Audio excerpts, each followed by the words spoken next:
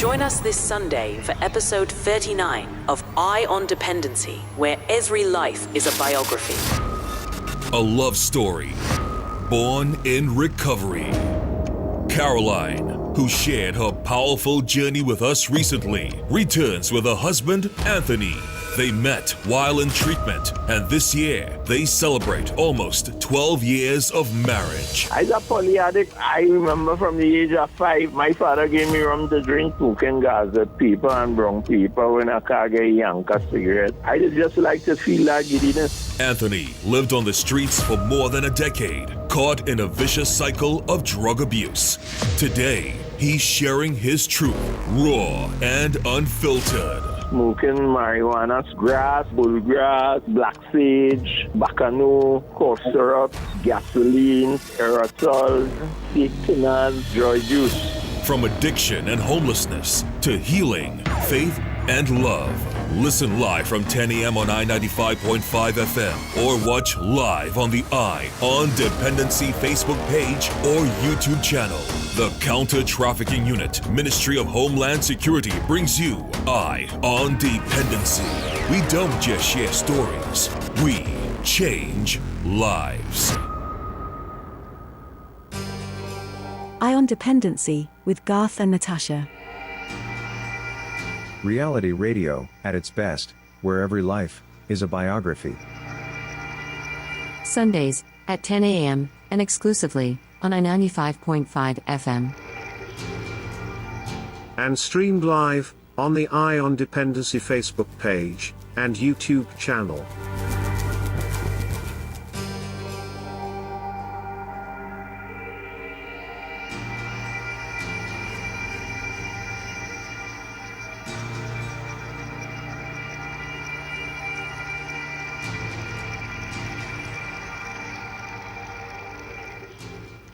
Grand Rising, everyone, and welcome to Eye on Dependency, live on I-95.5 FM, Facebook, and YouTube.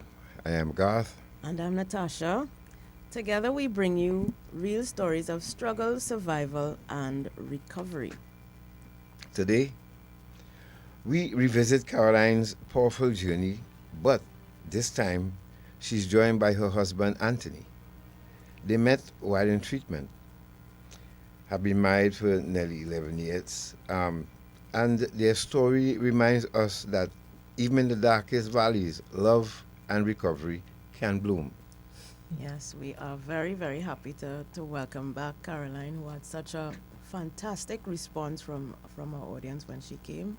She is joined by her husband, and we will talk with Anthony about his journey, how he grew up and how he ended up using drugs, his time on the street.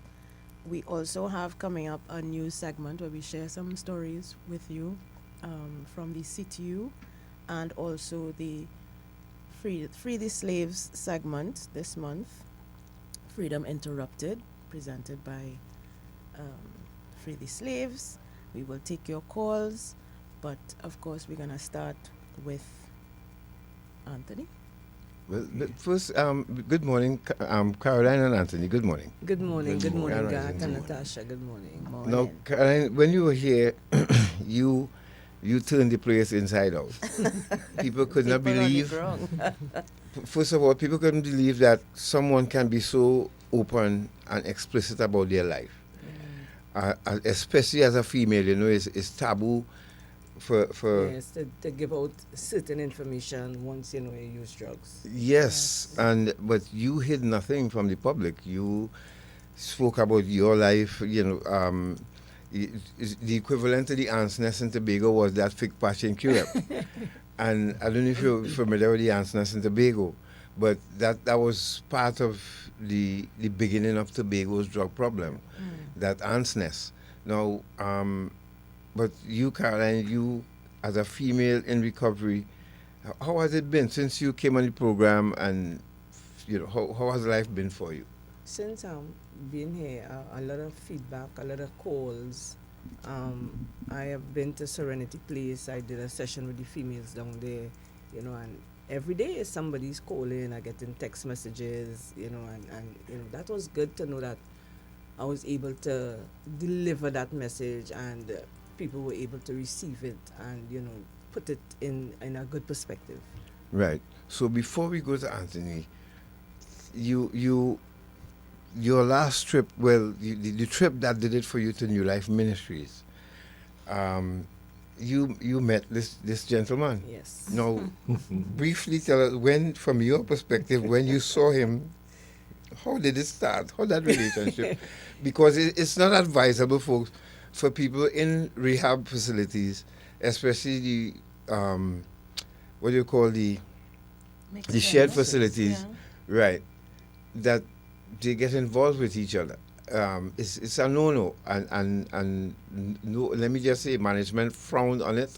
They don't encourage it because they know these two individuals coming together can be volatile in some ways. Yes. When you saw Anthony, was he working or was he a client at New Life? Tell us what happened. When I went in to do my program and I saw him, he was doing counseling at the time, group counseling. He was already working with, you know, and when I saw him, you know, I said, like, this guy's so neat, boy. You know, my spirit just felt, you know, that something about this guy, and I need to get closer. So in doing group, you know, every morning I see him, I used to be marking him, you know, all right, okay, I'll get a little closer to you. But with doing that, I still on my program. Now, And did it help in your stay knowing that you had something to look or somebody to look forward to when you wake up the next day? I really never think about it that way, you know. Right, but you know, like, okay, at least I'm here, but there's somebody that, yes. I think that could be part of it, you know. And although I'm there and looking at him, I'm still going with the instructions, because he was one of the instructors who used to take us a nature walk in the morning. Right.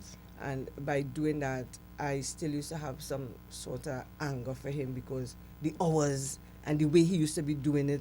Let's go, people, get up, let's go. And you know, I used to be going, what's wrong with this man, boy? It's so early in the morning, let's go. He had nothing to do with it. But with all of that, you know, I still looking at him with you know, the eye of, you know, still have to get this man somehow. Because he was my type of person, you know. But, you know, he still couldn't do anything in the rehab by giving him that respect.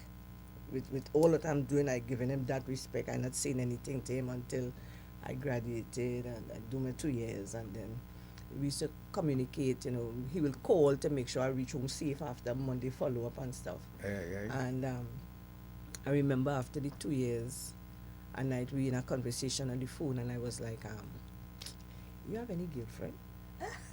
And he was like, yeah, I have a little friend. I said, somehow I feel she had to get some problems, you know. You know, this kind of bold face kind of way. You know, and he was like, your head good? Yeah, my head good. You know, I say, so, you know, I like you. You like me? You sure you ready for this relationship? You know, and he started giving me some talks, and I was like, you feel like a little girl or something, or? You know, because he find, well, you know how aggressive, so he tell me himself, well, getting a relationship with this man, and people, she gonna want to bully me all over the place, and you know, so I let him know one time, hey, this is who I am, and this is what I stand for.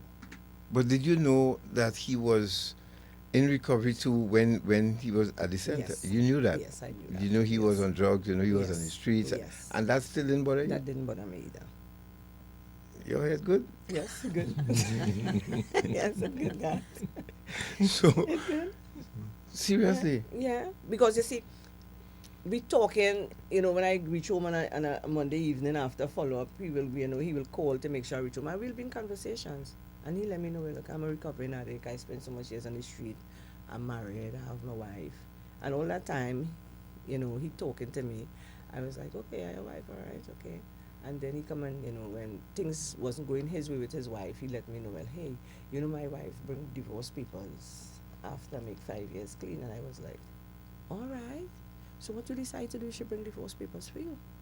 Are you going to let her go sign the papers and allow her to be free, or you're going to fight for this marriage, although she bring the divorce papers for you?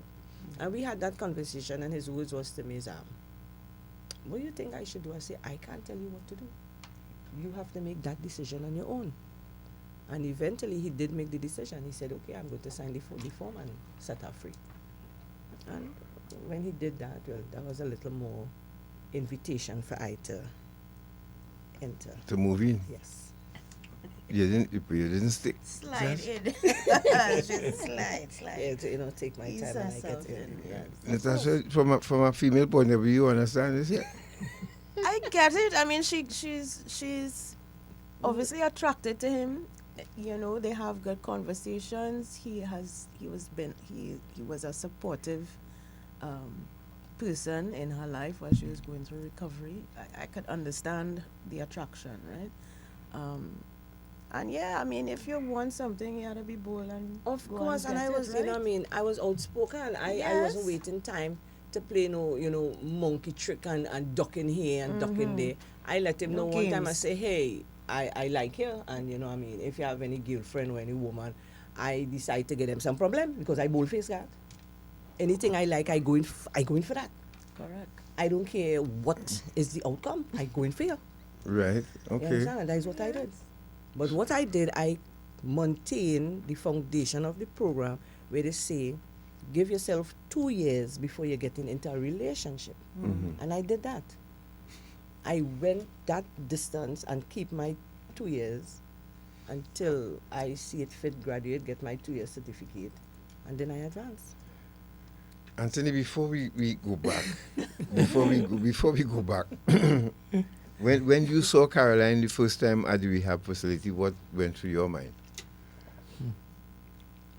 I said, this girl look like she is a Toro, you know what I mean? Yeah. Closer to the mic.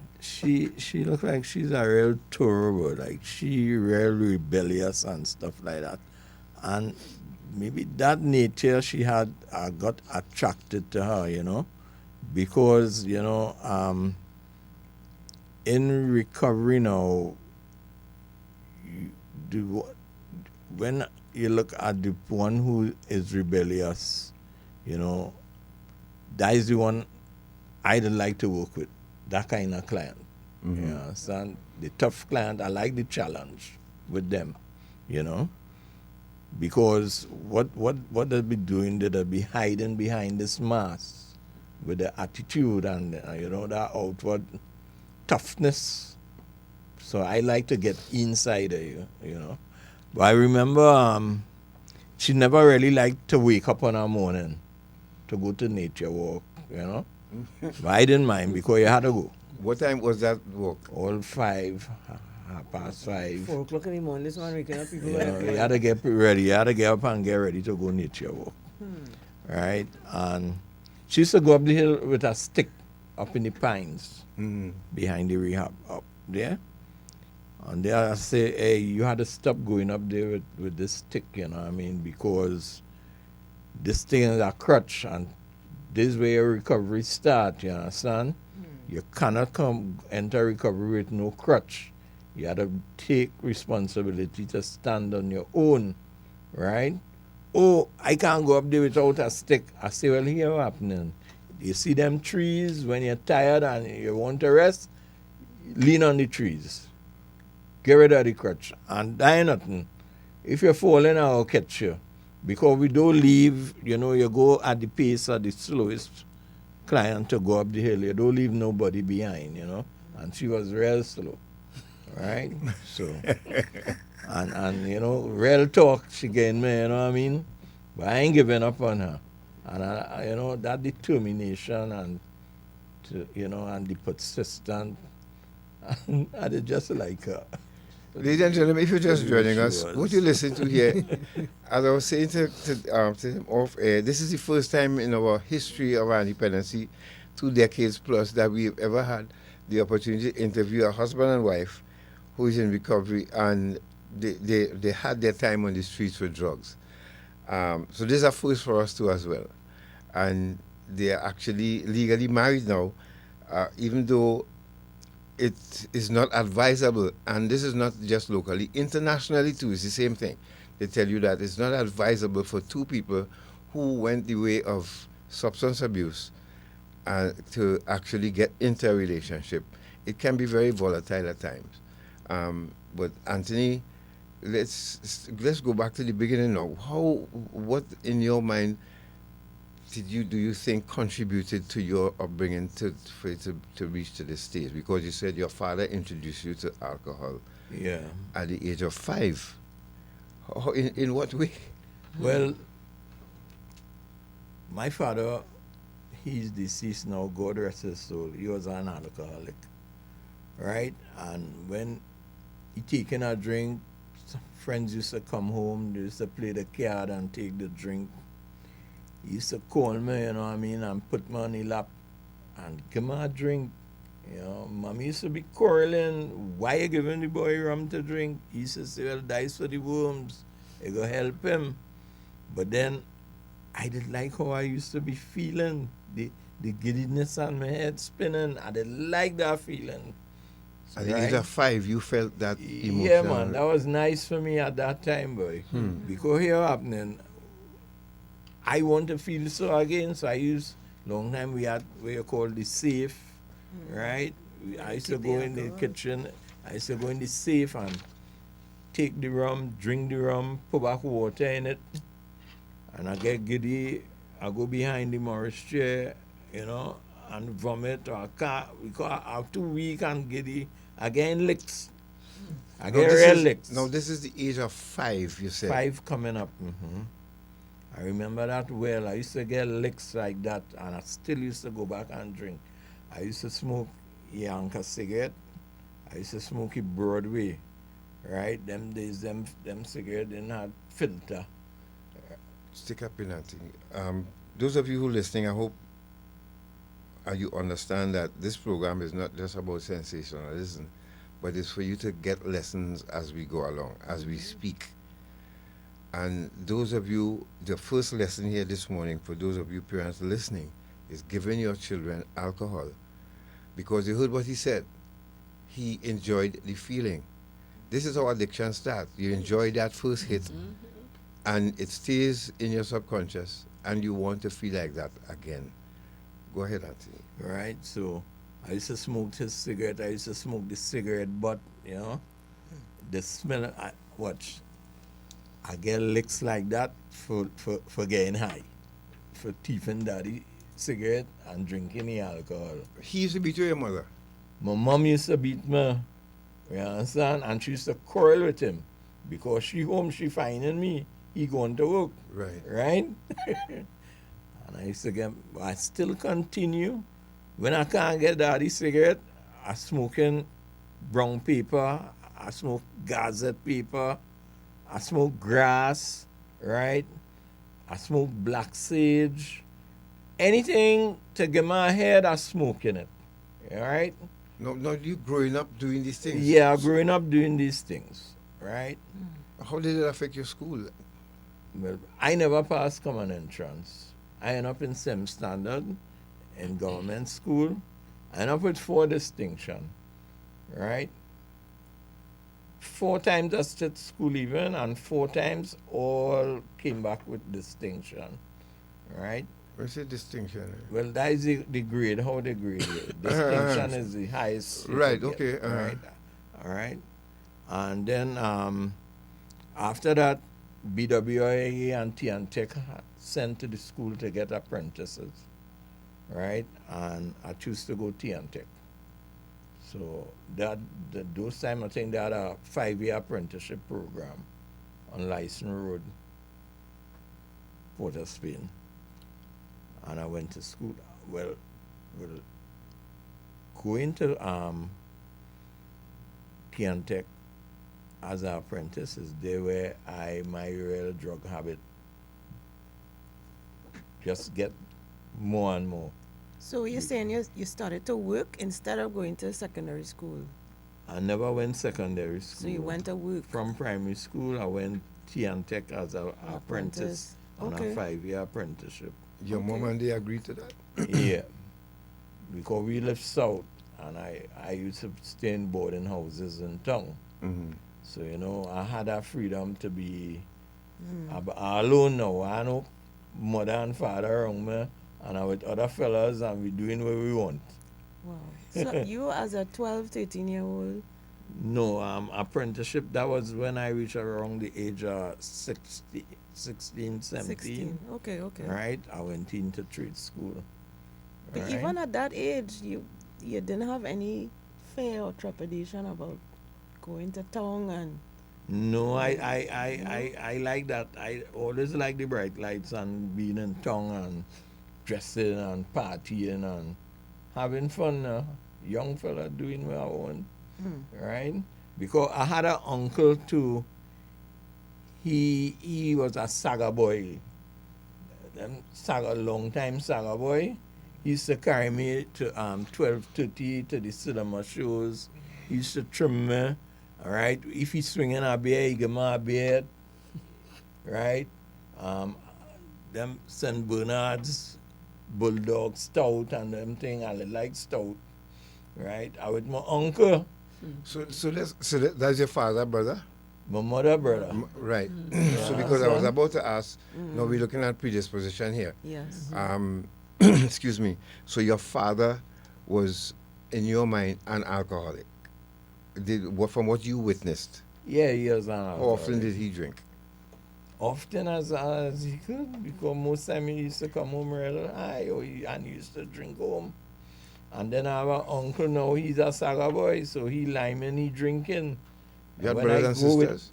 Me? Yeah. Yeah, I have, it was 5 of us. Right. Three boys and 2 girls, you know. Did this affect them in any way? I didn't even think about them, but I used to make them get licks for nothing. But I'm talking about the genes being passed on, so it's only you alone? No, it's only I came out this way. Another lesson that we taught here already? I alone came out that way. Yeah, go ahead. Because they were serious about their schooling and thing, and I used to feel like they're better than me, and, you know, they used to treat them better than me, and how all of them passed this to go to secondary school, and I never passed. I used to feel sort of rejected, and, you know what I mean, kind of worthless, you know. So I became rebellious, you know, and from in recovery, I get to realize that my addiction had started long before I started to use, because of my behaviors. I used to steal. I used to steal the 5 cents and the penny. When I go in the shop, I ain't bringing back the change or shorten it, right? I used to, when mommy baked, I used to get up and go and cut the bread in half, eat out the inside, both half and the inside, and put it back so together, and go back and sleep. Try and eat out the sweet bread, but make sure it ain't crumble, and just put it back together. The peanut butter, they used to come in glass long time, you know, with glass. Used to come in glass. Used to have ace of hearts and ace and diamonds on the glass and them. Yeah. I used to eat out the inside, the middle, right, and then paste it back. So when you go now and you dip your knife or your spoon, it just sinking down. It's hollow. Because it's hollow inside, right? And I go back and I sleep. When they get up and they're asking, who do it? Nobody can do it. Even me, I didn't do it. So everybody getting licks. Since nobody can answer, everybody getting licks. Yeah, and we arguing with one another. It wasn't me, it's you, it's you, it's you, it's you. And up to today, I never say, it's I who did it, you know. Yeah, growing up, parents was like that. Everybody was getting licks if nobody wanted to claim it. Yeah. I used to lie a lot, and, you know, and to me, like, when I start using drugs, that behavior just amplify. When this honesty, everything's just amplified, right? Like I said, I am a poly addict also, and I used to use anything to get high, from gasoline, aerosol. No, slow down. Before we get to that part, because I know somebody asked me about the term polyaddict, first of all, and these items that you called out, how did you use them? So we'll get to that. in a moment. But Natasha, we have dealt with this issue of predisposition on this program very regular. Okay. And one of the questions we ask families when they call us is, in your mind's eye, as far as you can remember, if your grandfather or grandmother, or even great-grandfather or great-grandmother were alcoholics or had mental ill health. And most of the time they would confirm yes, because these genes are passed on from generation to generation.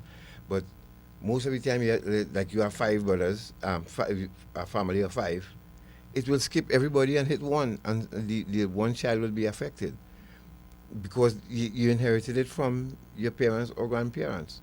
And I want people to know that this is a real thing. This is not something that we made up here on this program. So I'm glad that you can actually, shed light on that.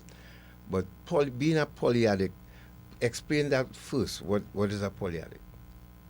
A polyaddict is an addict who will use anything, any type of drugs, any mood or mind altering substance to get high. Right. Right? Although I will have my drug of choice, I'll substitute one drug for the next. Right? If I don't have one, I use the next. Right? As a fella, I used to boil datur. The datur leaf, the pickery plant, the Indian people has used it in the religions, wherever they do. I used to boil it and have it in a nip bottle, them Hennessy bottle, in my back pocket. So I'm never out of something to get high. That used to give you a buzz. Joy juice could trip you. Yes. I used to drink that. I drink hospital alcohol, right? But that is 100% overproof. But something I'll dilute. How you get hospital alcohol? I had people working in hospital who were addicted too. I drink that too. Drinking rum. Yeah. Right? Caroline, just hold on. Caroline, you drink. I drink that too. How? Where you getting hospital My, alcohol? my daughter's father had friends working and cousins working in the hospital in San Fernando, and he used to bring it for us. It's the first time I see, when you dilute that, you're naturally seeing smoke coming out from that. No, what do you use that in the hospital for? Isopropyl alcohol. Yeah, for the clean Anesthetic. the anesthetic and stuff. Right, okay. Sterilize Yeah, I just want people to know. Yeah, Right. and it used to turn blue when you dilute it. It turned blue. And you drink that. Before it vaporized, before it hit the ground. Before they hit the air. Serious high, And put that in your... Yeah, in your stomach. But I was not a lover of it. When I drank it about 3 times and I didn't fancy it. Just as well as B-rum too. I tried B-rum, but I never liked it. Yeah, B-rum is another... I like B-rum, man. Go ahead. I didn't like it. B-rum that tastes nice with ice. It just turn white. Put some ice in your B-rum, you understand? And it look like milk. And you drink that. No, folks, this is not for your instructions. But Anthony just said what he did, right? What I did. So, right. So right. let's go. So the hospital alcohol, you get it by a petticoat, a bottle, a nip. Whoever bring it in a bottle, wherever size you bottle. could bring it in, you understand? Right. Right, but you had to dilute it. If you put that in your mouth, just it want to bust up your cut up your mouth inside. and stuff on the inside. You had to dilute Plus it. it's strong. Right. Yeah.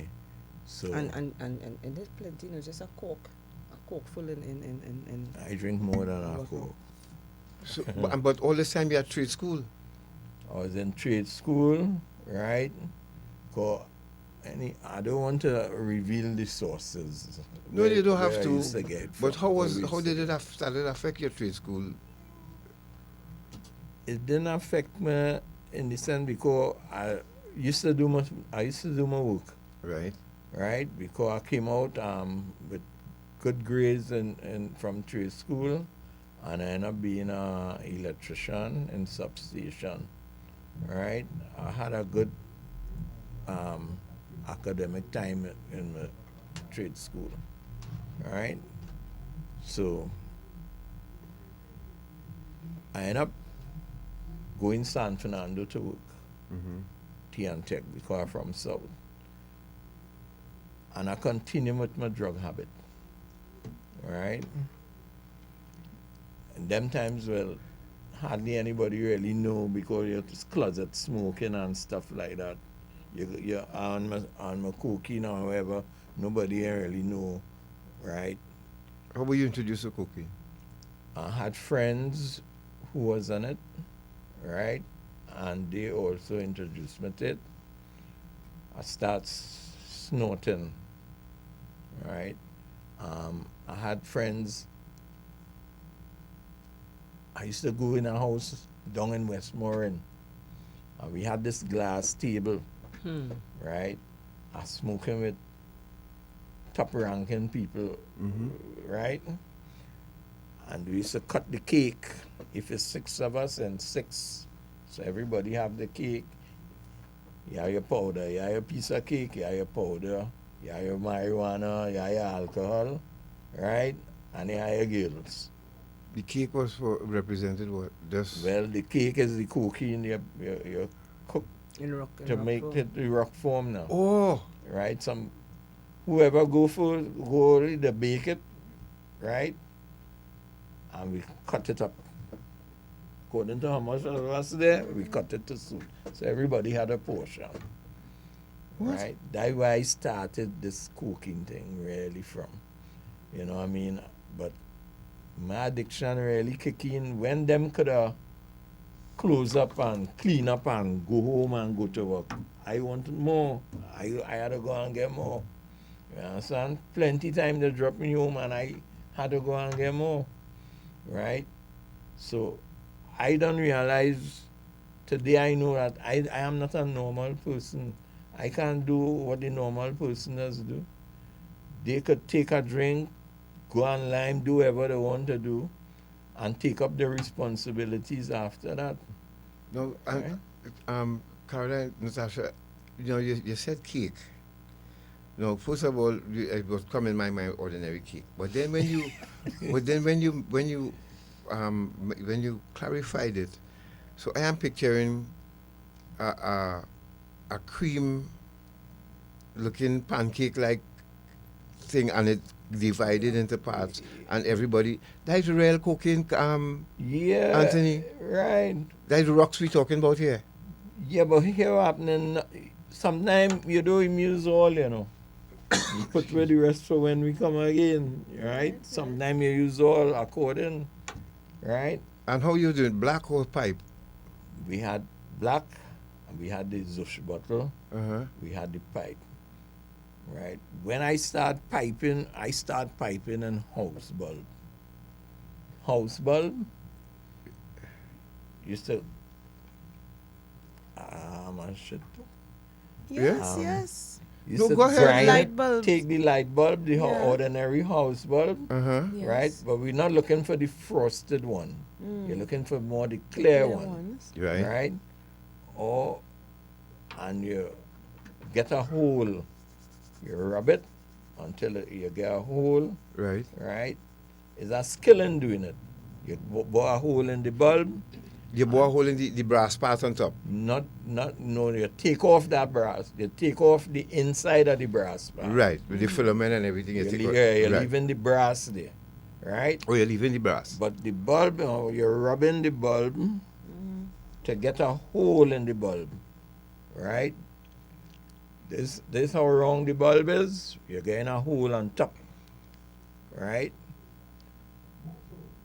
And you put in a test tube with toilet paper in the brass part to clog the hole. So you pull in from the test tube. You drop your rock inside there and you get your fire. Oh, right. Right. Okay. Right. That's why I started piping. From It's the very bulb. intricate. I mean, the lengths that addicts will go to Right. use. I use bulb. Wow. I use orchard pack.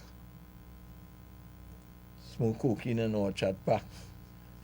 Caroline, you did that too, right? I use the chubby bottle. You could use chubby bottle and all too, right? You use Chubby rum bottle. I use the purple stem. Well, let me make me feel like an amateur here. I feel like I smoking in foil. I didn't like the understand? foil. Right. I'm finding new some. I didn't Just like a the week foil. before I went to any meeting and a guy came up sharing and he had this sweetie paper, this foil paper in his hand. And that sent me right back. The noise it making, everything. When was my turn to shy talk about it because it make me feel a how. Give you a trigger. Yeah, the time that anytime I feeling trigger, anything trigger me, I get an urge, I have a dream or whatever, I need to talk about it. And it's 24 years I clean now. Right. And that kicked me off inside that meeting. Wow. You understand? Right? I learned that addiction do leave you. It hovers around you 24. Oh, yes. Right? As a choice I make to stay clean. No, we also heard about fluorescent bulb. But before we get to that, if you're just joining us, you're listening to Dependency. And we are speaking with Caroline, who is no stranger here. You remember her a couple of weeks ago. And her husband this time is in studio with us, taking us on a journey of the substances and the drugs that they used and how they administered these drugs. We heard about fluorescent bulb at one time. Remember, I heard people say that, sometimes people would mix They mix the powder from the fluorescent bulb in the cocaine. Tell us about it. To stretch it. Right? You don't get 100%. They stretch it so you get more.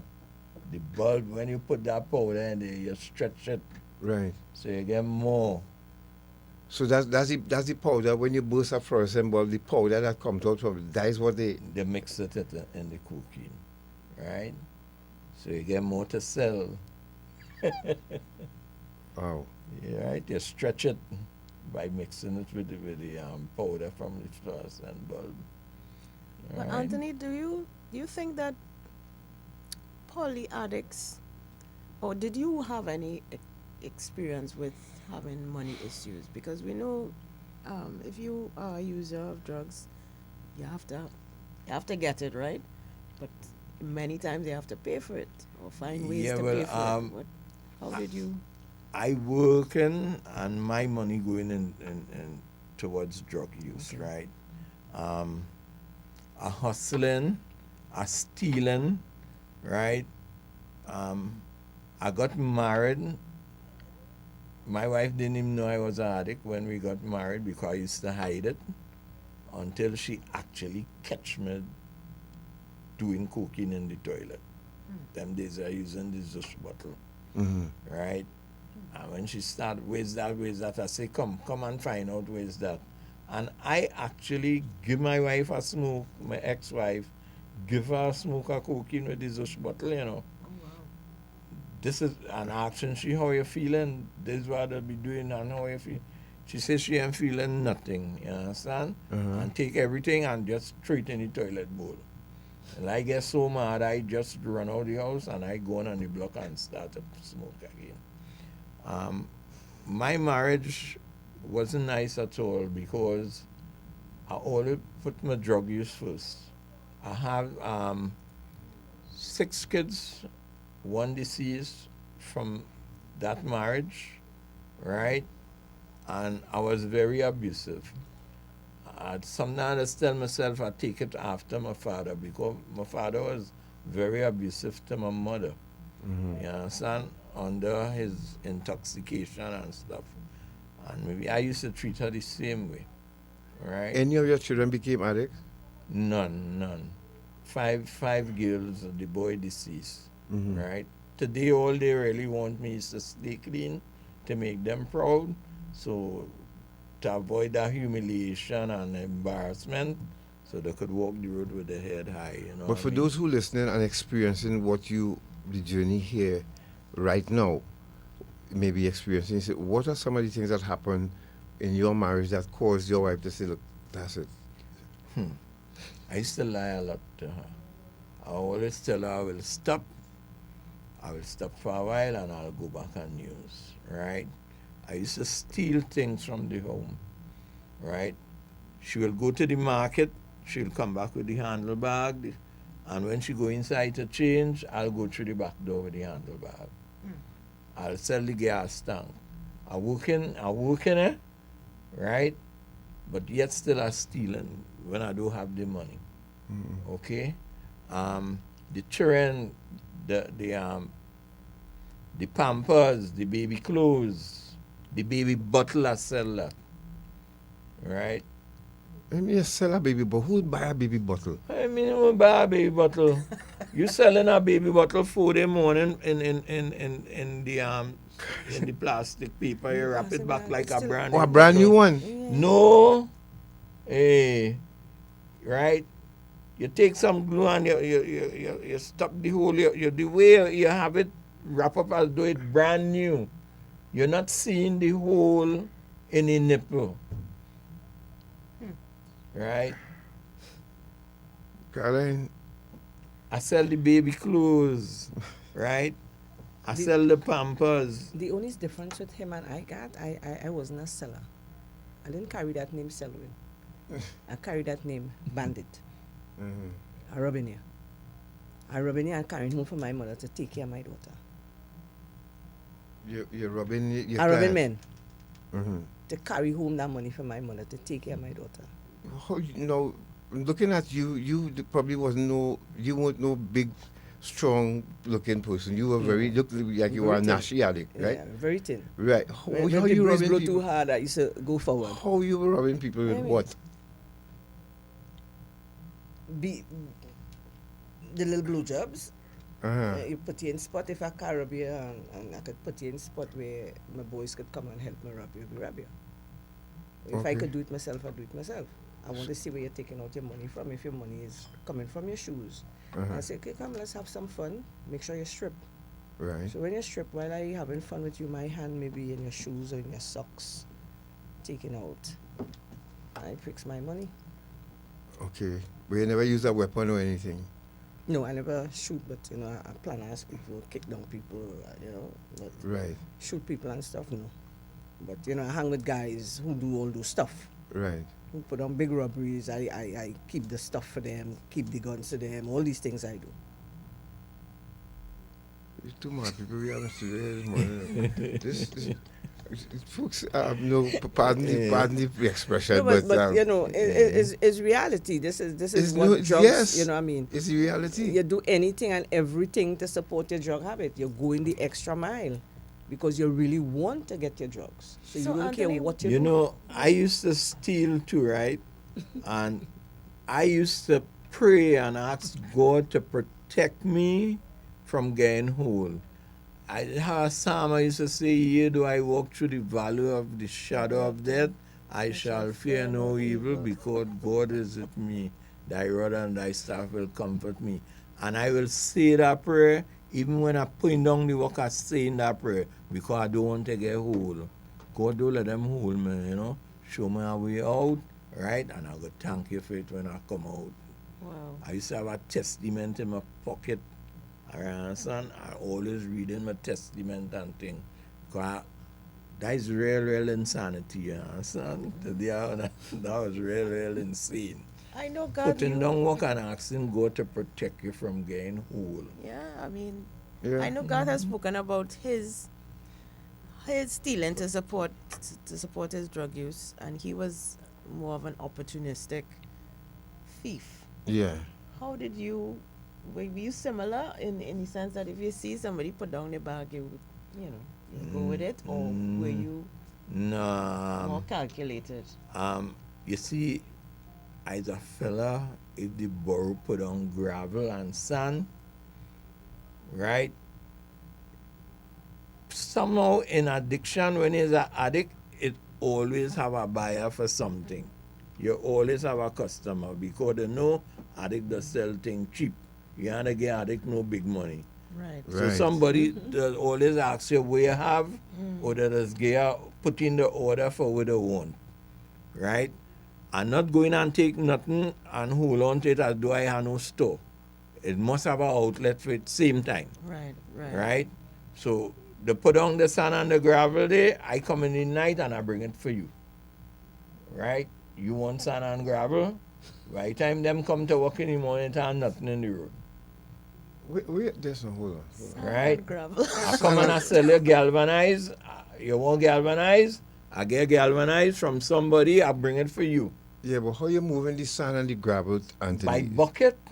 Or Gab, I have a barrow that I oil the wheel, so it ain't gonna make no creak. When you put load in barrow, it don't make noise, so once it oil. Right? Yes. So, I come and I sell you the galvanized, right? And you want galvanized? Yeah. I wait in the night now, and I come and I pull out the galvanized when you're sound and sleep easy. And I take it from God, and I bring it for you. Come and ask me for galvanized with the galvanized. I say, me, ask you for galvanized, and I sell you a galvanized? What do you mean by asking me?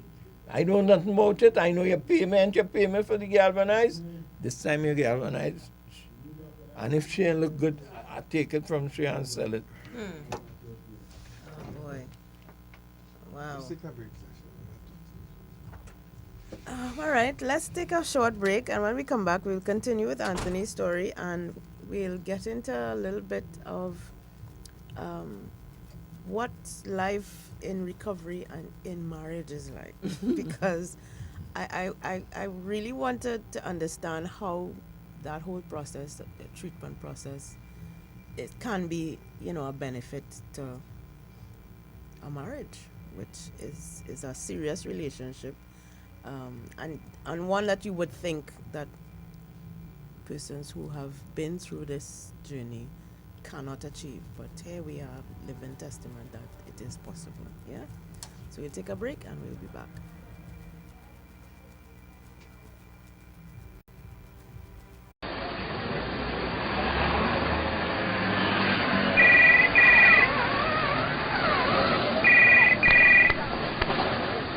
Hello?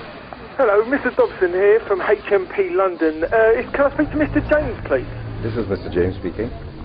Thank you. Can you hold the line? I have a call coming through to you, sir. Sure. Hello, Daddy. Hello, yes, Brian? Daddy, I'm just calling to tell you that locked up in the UK for drug trafficking. Oh, yeah? You lock up? And you tell me I was going to Bago? And I tell you about them boy I was liming with? Well, all right. Don't drop the soap. Carry out. I on Dependency. Reality radio at its best every Sunday on I 95.5 FM. Slavery, a terrible time in our history. The kidnapping, buying and selling of people for profit, the exploitation of another human being. It still exists today. It has a new name: human trafficking. Anyone can be a victim. There is forced labor, sexual exploitation, and domestic servitude. Human trafficking is a worldwide problem and an emerging concern for us here in Trinidad and Tobago. If you know of or suspect human trafficking activity, call the counter-trafficking hotline at 800-4CTU or 800-4288. Human trafficking is a crime. Identify it, report it, stop it. A message from the Counter-Trafficking Unit of the Ministry of National Security. Calypso, Calypso, Calypso music. More than 100 years, Calypso has carried our stories from our shores to the world. But why? Join us this Sunday for episode 39 of I on Dependency, where every life is a biography. A love story born in recovery.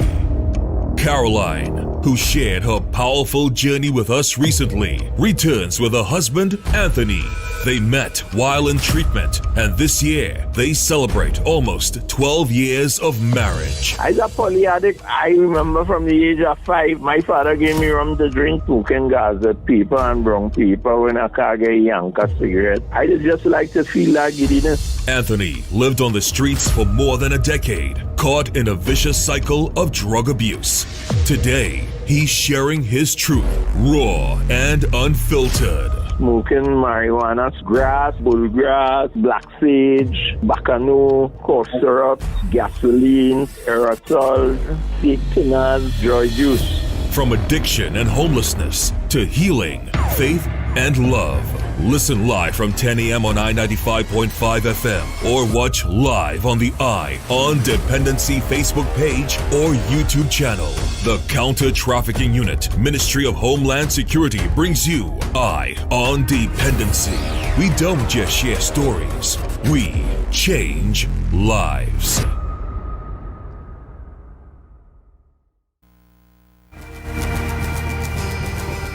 Eye on Dependency with Garth and Natasha.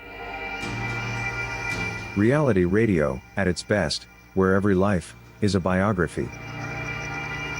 Sundays at 10 a.m. and exclusively on I-95.5 FM. And streamed live on the Eye on Dependency Facebook page and YouTube channel.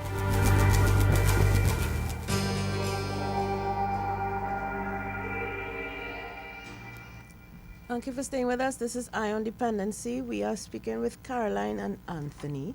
And Anthony is taking us through the stages of his drug use in his life. Just to take some of the comments on YouTube, where some people are expressing shock that people would grind up fluorescent bulbs and put them with cocaine. Mm-hmm. Yes, that is one of many additives in crack cocaine. That is used, as Anthony mentioned, to stretch it so that you can have a greater yield and therefore earn more money. But also, people add these things, and yes, fluorescent bulb grind up fluorescent bulbs can be toxic. Of course it is. That is part of the reason why it's added to cocaine, to make it more addictive and more dangerous. And we were speaking off the air about the kind of toxins that people who use drugs ingest and the kind of experiences their body goes through physically. It is really taxing on the body. But before we go to Anthony's, how he ended up on the street and life on the street, we wanted you to talk about the inhalants that you used to use and how you used to use them. And what kind of high would that give you? I used to use gasoline. You know, I used to dip the rag in the gas, squeeze it and put it by my nose and inhale it, you know. I used to feel light and nice, boy. Right? I used glue. I used to sniff glue, right? I try aerosol, right? Paint thinners, the thinners from the paint, you know, I used to inhale that just so from the bottle, right? I like cough syrup, right? Feral compound and them stuff. I used to drink that. I used to get real high with that, right? And I even went to St. Anne's. I was an outpatient from St. Anne's for a period of time. Right, and when they give me the Cogentin and the Valium and the sleeping tablets and stuff, I used to take that and crush it. I had a partner with me too. Both of we in St. Anne's, we come out together. Crush it, put marijuana, put cocaine in it and marijuana, right? And roll it and smoke that. And we drink with puncheon or we beer rum. In St. And Anne's? get high. No. Oh, right, come after. on. When I was in St. Anne's, we used to run away and go on the block. Oh. Pass under the tunnel and go up in the village and get weed and thing to smoke. When they get the hang of weed, what we doing, they start giving me medication early o'clock. Right? Instead of getting it in the evening after dinner, you get it about 3-4 in the evening. And again, your dinner early too. When you get our medication, you can't move from here. I just feel like I have no foot. Right? I can't walk. I had to go and lie down. Like to make sure we ain't run away and go out. Wow. Out on the block. Right? But that crushing of that medication and mixing it, you know. I didn't like that. Right? And that went on for years. You know, today I'm not under medication. Right? I tell you, recovery is a nice thing. Now, how did you end up on the street, though? And what was life I like? choose to be a vagrant because I find that responsibility I had to work and be a husband and see about children and paying bills, right? I find that was too hard. I find somebody else should have been doing that for me, right? I find that the time I had to go to work and to get my thing to smoke and drink, it taken too long, right? Because my addiction started to progress and I wanted my fix now. When I want something, I wanted it now. You know, right? So I leave out my wife and friend, I abandon them and going on my own, right? So I have no responsibility, right? In the sense that only responsibility I have is using and finding ways and means to get more to use, right? I give up my family life, everything. You remember how old you were when that happened? I was in my 30s. And nobody came looking for you? Nobody? When my family come looking for me, or close friends who I had, I surround them. All them bringing nothing for me, all they only come and ask me why I behave myself, why this. My mother used to send clothes and money for me. And my brothers used to come and show me. Well, in the beginning, they used to give it to me. But what I'm doing with it, right? I'm smoking it out, I'm drinking it out. So now they start coming with it. And they have it on. Like how you have on that jersey. Anthony, this is what your mother sent for you, you know. But, you know, I can't get it. I had to wear it, right? They showing me the US what she sent for me. And telling me anything I want, they go buy it for me. But they ain't putting no money in my hand, right? Because God, I used to put on the clothes, right? Before they leave me, I let them see I'm wearing the clothes. And when they're gone, I take it back and I put it back in the paper or wherever it come in, and I go and I sell that. You understand? Right? So I used to run them and tell them go from around me, right? My wife, ex-wife, came looking for me to go and get my gratuity from Tech. And I run her. You understand? Will you come in with me and with you? Where I giving you my money for? Right? So I live on the streets there. I start picking up bottle. I start mango, you name it, right? Anything for hustle, zabuka, stealing. I used to be doing that. This is in San Fernando. In San Fernando. It's a hustle by the market, right? I was living in an old house in Monrepo, and I used to do odds and ends for people in the village there. Bury the dog, clean the leaf off the roof, clean up a dirty canal, you understand? Right? Watch now. I used to wear the cleanest or the dirtiest. Right? Because I had no time to wash. The time I taken to wash, I could be out there hustling something. Right? If I bring mango for you, you want me to cut up the mango before you get me $1. Right? I still have a trade. I know could do electrical, so I'm doing small appliances. Sometimes I might get a little wine or rewind, but it's small money I get in. I'm fixing fan, toaster, anything, heater, everything, right? I getting small money, and the money just going back in drugs, right? Now, folks, if you're just joining us, and I don't know if you all understand what Anthony just did there. If you're just joining us to listen to Dependency, and we are speaking with Caroline and her husband, Anthony. Remember Caroline, she was here a couple of Sundays ago. And Anthony now joined us today to tell us about his experience on the street. One thing Anthony said that I want to endorse is about accepting responsibility. this is why most addicts relapse.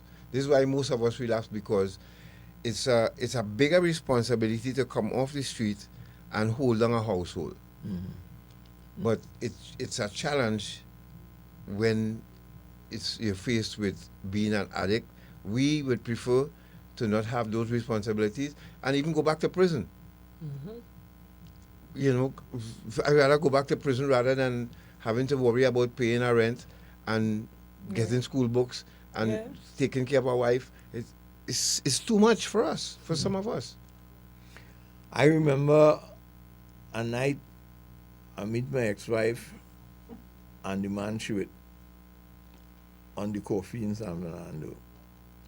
Hey, how you going? Everything good? Thank you for helping me out. That's what I'm telling the man. I thank you for helping me out because you see my condition, you know. But give me $5 now. You telling him what? That was real. Wow. She started cuss me and go on and try to run me, and the man still give me the $5. Where you getting that for? And she started cuss me and carry on and carry on. I didn't business. Remember, in my depths of my addiction, I immune to caring, sharing, feeling, all them kind of things. Me and business, I only living to use and using to live. So you see a man with your wife. And I tell him thanks for helping me out. Yeah, because he now has the responsibility. He had a responsibility, right? And I had the responsibility now to hustle you $5. Correct. Because you in my position, you have, me have I looking fit. And that didn't bother you that you've seen your wife with an ex? No, it didn't bother me because all I want was that $5 to go and get my fix. When my children see me on the streets and I go to them and I call them and go into them, people used to beat me up. People used to tell me I was a reaper man, I was a vagrant, leave the people children alone. I get plenty looks to my children on the street. Them children used to run from me and they're bawling and crying, you understand? I had to leave them alone. You understand? That's where I did reach. Also, people were thinking they were defending them from you. From me. They didn't know I was the father. Oh, a vagrant could have such a nice children. Right. Did you ever try to hustle them for money too? Or? Nah, them children, they're walking nowhere. Them children, nah. I never went at the children on them. When I make jail, my wife used to bail me out. I remember a time she'd bring me home, 3 weeks, I know, and I was sleeping, right? And I wake up because she put her 2 hands together and cuffed me in my belly. Where you cuff me for? I ain't doing nothing, not sleeping. Why you cuff me? I remember the things they used to do me and the children. That was a cuff you. You understand? So when I was in rehab now, and I was 5 years clean, I was telling myself, I'd make my amends, I'd go back home, I'd have my wife and children and take up that responsibility because I'm clean and sober now. And I rehabilitate myself. So when she sent the marshal of the court bring these papers to me now, I feel like the whole ground could have opened and pulled me in, you know. It really hurt. But before we explore that, how did you now get off the street and into treatment? What was the nuclear blast, as we call it? Well, my nuclear blast or my rock bottom was loneliness in this vagrancy state. Because remember, I tell you, I used to run everybody from around me, right? I built 4 walls around me and I living inside it. But I living in the neighborhood and I seeing family visiting, children going to school, wife pregnant, children being born, the husband going to work, they're getting up early, family visiting, they will have birthday parties or get-togethers in the home. And I remember I used to have that too. That's where I came from. You understand? And I used to cry out to God and ask him to help me because I want to stop. Right? Before you go on, you are vagrant. You are actual Vagrant. Died in the world vagrant. Yeah, right? yeah. What is it? I mean, we've never had a vagrant sit in front of a microphone, or somebody who was a vagrant sit in front of a I microphone. washing off with chubby bottle. How would the life of a vagrant? People would You pass. forget sexy. Oh yes, right. Oh, Michael Ford, right? Yes, Yeah, I Michael didn't used to Ford. call him sexy. But the life of a vagrant. People would pass vagrants in the road. We would just not acknowledge. Once they don't interfere with us because they were violent, there are some violent vagrants out there. Yes. But the life of a vagrant. When do you sleep? When do you wake up? How do you sleep? And how is that? I sleep when I can't go no more. Because looking fit. Binging, you call it binging. Something for days I ain't sleeping. And when I go to sleep, I might wake up. If I go to sleep this morning, I might wake up Monday night. Under a store? No, I used to sleep on the pavement on the stores and thing. And people used to come and beat me up, take my cardboard. If rain falling, throw the cardboard in the rain, run me, you understand? Right? People pee on me already, right? Yeah, as a vagrant on the street, right? Remember, I used to bust up rubbish bag too, you know. I used to bust up your rubbish bag until I can't come and bust up no rubbish bag in front of you because you waiting for me with bottle and stone to lick me down when I come for your garbage bag. So now when I come in for your bag, I grab in your bag like a batter in a relay. I grab in your bag and I run in while you pelting me with bottle and stone. And I go in somewhere and bust open the bag. To find what? What you used to get in the bag? Anything? I used to get things to eat. I might get something to sell, some trinket you throw away, some old watch or something I might get in a bag. The best time for me to hustle as a vagrant from garbage bag is like Eid and Christmas when people cleaning up and throwing out the old stuff. You understand? Right. And get clothes, you get bed sheets, you get sometimes you get jewelry, you understand, and stuff like that. Right? Just imagine, I get fired from a rubbish truck. I used to work on a rubbish truck and they fire me. Right? Are you get fired from a rubbish? I mean, because I thieving the people bottle and I coming to work late. So you get a job on a rubbish truck? Yeah, and I lose it. I don't mean to laugh. That was real. That was down on crossing. That a rubbish truck company down there. It's a good day behind penal to work. Right. You understand? And we picking up the bottle by thieving. I thieving the other workers' bottle. You understand? And I come into work late. And this day I come, they tell me they're home again. Because I only thieving and I come into work late. I get fired from a rubbish truck. And I think God, if we stick up in here, this was an attempt to help him, to give him a means of earning an income. But in the state that he was in, he was not able to deal with that responsibility, because to have a job is to be responsible for doing your work, right? And in the state he was in, he could not perform the... I tell you, I just living to use and using to live, and looking for ways and means to get more. Right? Caroline, we never asked you about this, but did you ever reach the stage where you had to bust open garbage bag? No. And you never reached that stage? I never reached that stage. But I eat leftovers. Some people fridge for how much days they have it there. And they're going to throw it away and stuff. And I will say, I will warm it and give it to me now. Sometimes I eat it cold just like that. Right. Sometimes I'm now getting the little fungus on it and stuff. The food stay too long in the fridge, it getting this fungus on it. I eating that. But bursting bags and stuff, no. But I know I sleep on the pavement. You step on pavement? Yeah. All in the fake patch. All these places. So you said you found recovery because you were extremely isolated and lonely. Yeah, my rock bottom was loneliness, right? I used to tell God, you see and you know all things, right? And you're always watching me and looking at me, and I just feel a how. Just this once, wink, and let me bust my shot. Take my smoke. Don't look at me. You understand? Or if you want to do that, turn your head and I go tell you when to look back at me. When I done, I go tell you look wrong now. Right? I used to tell God them thing.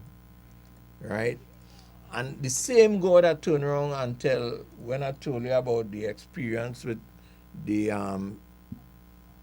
neighbors and the people in the area with the children and the party and the husband and stuff. I turned around and I asked him for help. And one day a neighbor come and tell me he saw my brother in town. I say, when you see my brother again, tell him, come, I want to go back in the rehab. You understand?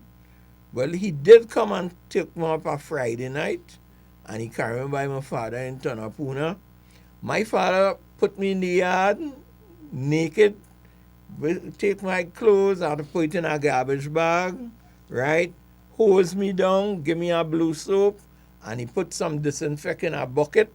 And tell me when I done soap first, because I had mat, my ras mat, right? Take that disinfectant water and bathe with it, you understand? Boy, I feel like, I feel so different. I always remember that feeling. I feel like I was disappearing, like I get thin, like I was vaporizing. No long water ain't touch my skin. Wow. You understand? So, at the tin so, they used to call me Tony Boney. Daddy give me one of his pants, and he take a tie. The belt couldn't even fit me. He take a tie and pass it through, and I tie it, and he give me a big shot, right? He carry me by the barber the next morning, and they cut out my hair and carry me in the rehab. That is in 2000. This new life? Yeah, right? Wow. And I was very serious about staying clean this time, you know? I was made myself teachable, right? I was willing to do whatever it takes because what I went through, I do it for nobody, right? That depths of my addiction I was in, I really do it for nobody. And for the grace of God, he brought me out of it, and I thank him very much for that, right? So I went back in rehab, and I got serious about staying clean, right? I even went back to school in rehab. And I went to UE, did my courses, came out a counselor, right? When I tried to get back my work in T&Tech, but they couldn't find my files and stuff like that. My gratuity, my brother took that because he made me sign a power of attorney, right? I didn't know much about them thing in them days, right? And when I graduated, I told him, well, look, we went my first follow-up on a Monday. When I go back, I said, well, tomorrow morning we'll go by T&Tech and I'll see about my gratuity. You know, I'm going to big you up, right? Because you take care of me and stuff. Right. He turned on to me, boy, you know how you stay on the monk pay forward. When I get quiet in the car, I ain't say nothing. When I went to T&Tech, they pulled the file and showed me where this power of attorney and he signed and going with that money, you know. How much money? $64,000. And that time was That was big money. That was big money Yes, in them of times. Right? So when I confront him now about it, you know, it is my brother. He must be hearing me all now. You know, he tell me, I don't forget that. As an addict, I don't know how to spend money.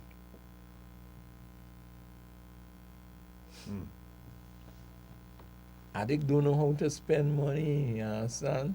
So he you know, spend it for you. Yeah. Well, I carry on, you know, I end up back in the rehab. And that's where I end up. So you relapsed then when you found out? I didn't relapse. Okay. I went back in before I relapsed. Right? And I stayed there until I here today. Right? But Until you he made know, this wonderful what movie. it reminds me of is that when he tell me, I addict and I know how to spend, that stigma the society have attached to us. Yes. Is that we will once an addict, Always. always an addict. Yeah. Two addicts mustn't live together, you understand? Right? But it's about accepting. What make our marriage so unique is we accept each other for who we are. So self-acceptance. So let me ask. So when your brother told you that, it crushed you. Yeah, boy. And you decided, look, before I relapse, you went back up the hill. Yeah, talk to them about it. Before Uh-huh. they tell you, I learn in recovery about talk about how I feel. Right. Whether I'm feeling good or I'm feeling bad, let it out. Let Right. somebody know. Right. Right? So I went and tell them, and they tell me come back in. And that's when you met Caroline. Yeah. Well, Yeah, it out was of meant to evil be. come good. Correct. Because if your brother didn't spend your money, then you would have had that money. You don't know what would happen if you'd get that money. But it was a good Right. spend, though. But Because it No. went to New Life Ministries, right? Part of Right. it, at least. But what I was trying to show That you, if you spend the money on I that. was serious. I was very serious about my recovery this time. Yes. Right. Right. I made myself teachable. I do what I have to do and not what I want to do. And you is my main support. You understand? Because they tell you need to get somebody to manage your money in your early stage of your recovery. Correct. Yes. You better that you to do a program like me too. You understand? You come and you take my money and do what you want with it. Right? And telling me addict and know how to spend money. Right? But for the grace of God again, me and my brother good today. Right? I not holding it against him. Because here I console myself. The amount of work I put on and people I rob and take things from. Yes. Right? I never take nothing from my brother and them because them living so far for me to go and hustle them and take the thing. This is the karma I get. My brother is the one who come and rub me back for everybody. Yeah. But you met Caroline. Yeah. And this is where love blossomed into a marriage now. How long you all have been married now? 11 years. Next month, the 25th will make it 11 years. Right. No, listen, but two of you getting together now, and how? I mean, in your mind, how did you think this was going to work? Well, for me, I remember I told her, I asked her, you really serious?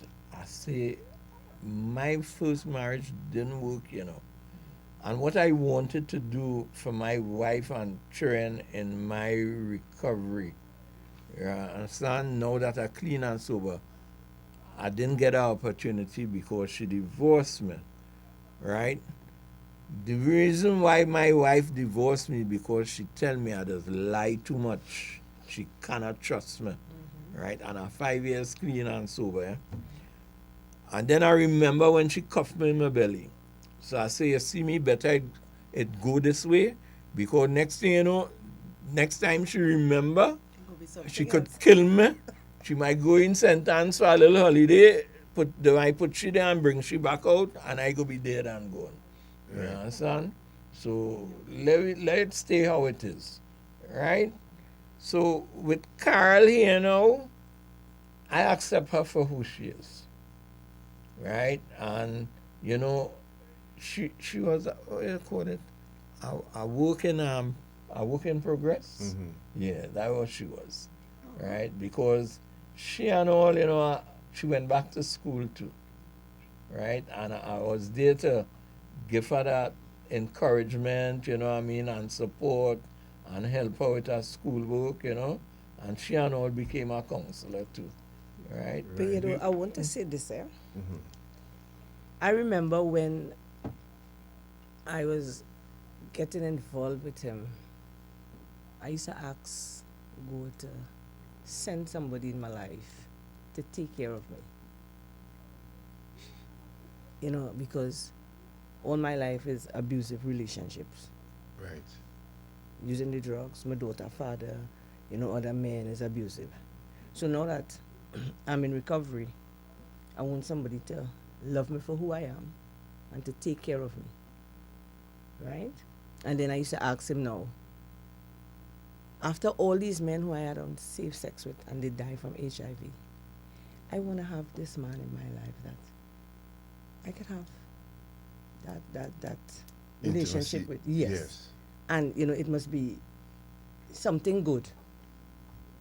And so you both were tested and all of that. And this is what I'm going to say here now. Right. And when we started having that, connection, I said to him, well, I took one first before I tell him, let's go and do one. And when I did my first HIV test, it came back negative. So when we get closer now, I tell him, I say, let's go and do a test. Because in that 2 years period, I is a virgin, so I want somebody to take that virginity. Right. And I want to make sure that when that virginity taken, it is well taken. Yes. So I said, let's go and take AIDS test.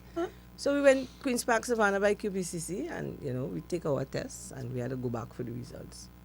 So the morning we going for the results, he in one corridor and I in the next corridor. So when we get the test, well, my test results come back negative. So I waiting on the corridor, he come out the door, waving his one and I waving mine. HIV negative. I say, okay, let's go and have some fun. Let's go and have some fun, yeah. That was and I was just going to ask about the trust in your relationship, because as persons in recovery, you will have trust issues, right? And what you just described there, Caroline, is kind of the ultimate demonstration of trust in each other. And and there's where I invite him home at me, and come and we spend the weekend, and we had some good fun. I cook up a storm, and we had a good time, and until eventually things start happening, and start getting closer and closer and closer and closer, and but I'm a person, if I'm with you, I'm with you.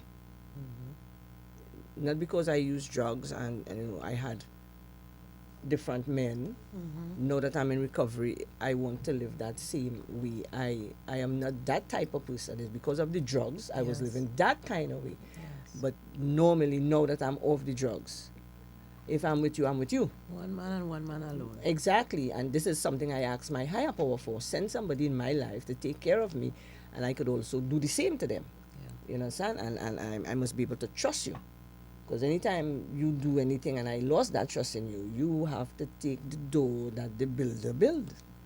And I not waiting, I putting you out. And just recently, I remind her, I say, since we together, you understand, you haven't done me anything for me to look left, right, up, down, at nothing else. For my focus is still on you, and you alone. You're the only person in my life.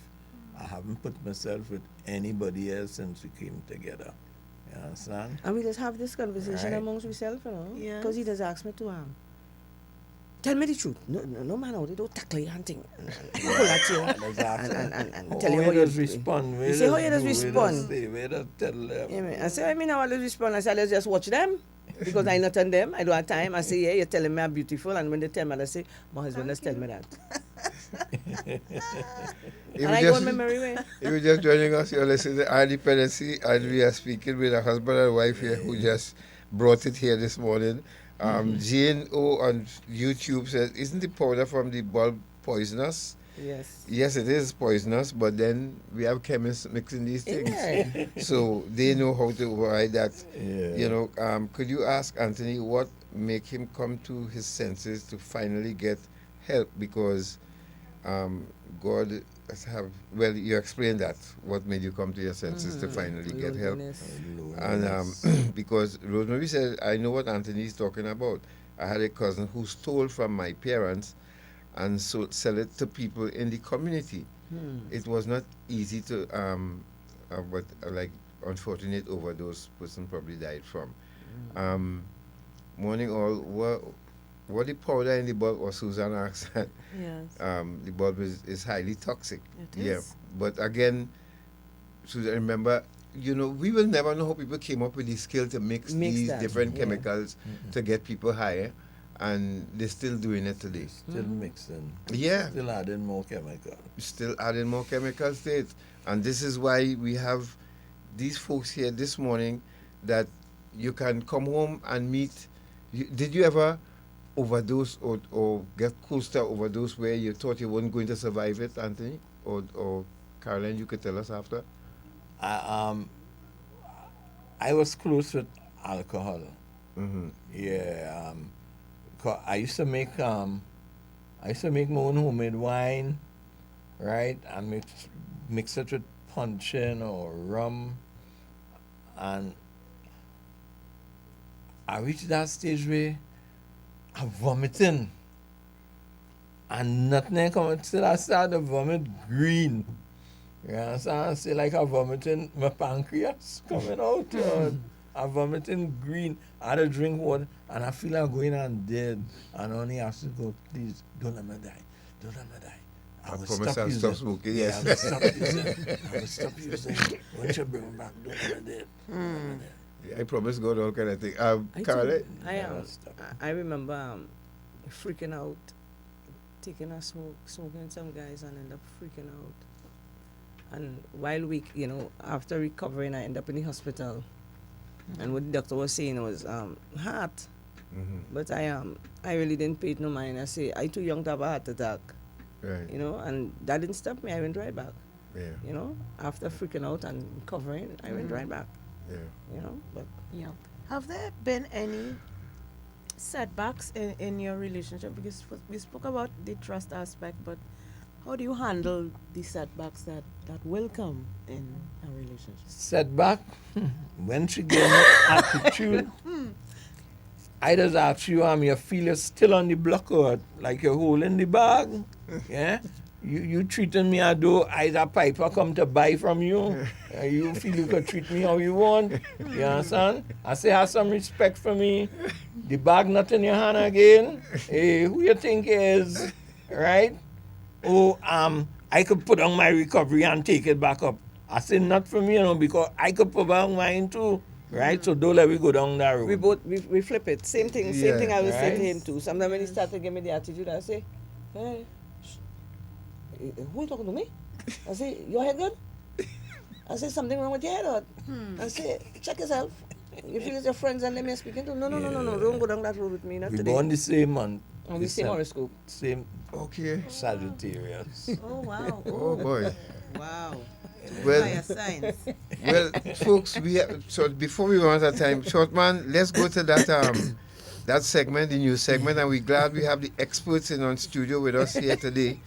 Because, I consider you all experts. I do, and I say that without fear of contradiction. Because there are people who, in our country, feel they are experts when they're not.